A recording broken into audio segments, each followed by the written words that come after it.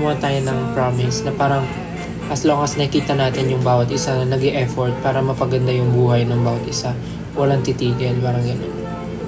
Hanggat nakikita natin ang bawat isa na nagsisipag at nag-e-effort, dapat i-cheer natin ang bawat isa. Dapat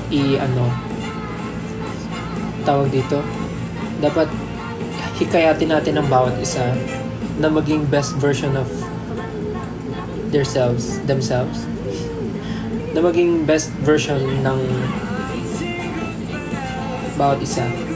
Yan, let's make a pact. Let's make a promise na we will never stop until we reach yung mga gusto natin sa buhay. Nakakapagod siya, yes, pero kaya nga natin ginagawa ito, diba? Kasi willing tayo mapagod for the betterment of everyone and our personal likes. Promise.